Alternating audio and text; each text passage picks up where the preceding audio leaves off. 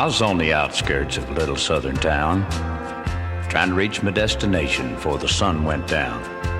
The old CB was a blaring away on channel 19 when there came a little boy's voice on the radio line. He said, "Breaker 19, is anyone there? Come on back, truckers, and talk to Teddy Bear." Well, I keyed the mic and I said, "You got it, Teddy Bear." And the little boy's voice come back on the air. "Appreciate the break. Who we got on that end?" I told him my handle, and then he began. "Now, I'm not supposed to bother you fellas out there. Mama says you're busy and for me to stay off the air. But you see, I get lonely and it helps to talk, 'cause that's about all I can do. I'm crippled and I can't walk." But I came back and told him to fire up that mic, and I'd talk to him as long as he liked.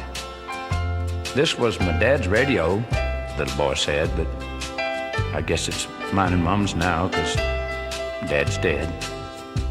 Dad had a wreck about a month ago, and he was trying to get home and blind in snow. Mom has to work now to make ends meet, and I'm not much help with these two crippled feet. She says not to worry, though. We'll make it all right. But I hear her crying sometimes late at night. You know, there's one thing that I want more than anything else to see. Oh, you guys are too busy to bother with me. But you see, my dad used to take me for rides when he was home. But I guess that's all over now since my daddy's gone. Not one breaker came back on that old CB as a little cripple boy talked with me. I tried hard to swallow a lump that just wouldn't stay down as I thought about my boy back in Greenville town. Dad was going to take Mom and me with him later on this year. Why, I remember him saying, "Someday this old truck will be yours, Teddy Bear." But I know I'll never ride an 18-wheeler again. But this old base will keep me in touch with my trucker friends.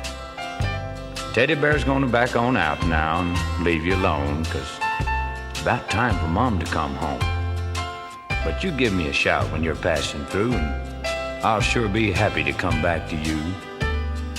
Well, I came back and I said, "Before you go, 1010, what's your home 20, little CB friend?"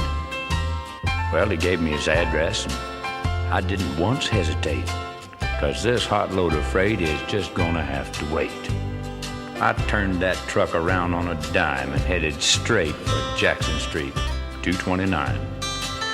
Well, as I rounded the corner, I got a heck of a shock. 18-wheelers were lined up for 3 city blocks.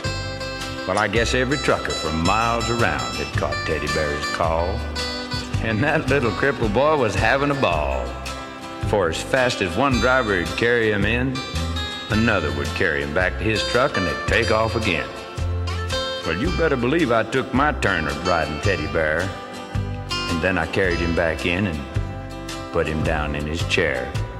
And buddy, if I never live to see happiness again, I want you to know that I saw it that day in the face of that little man.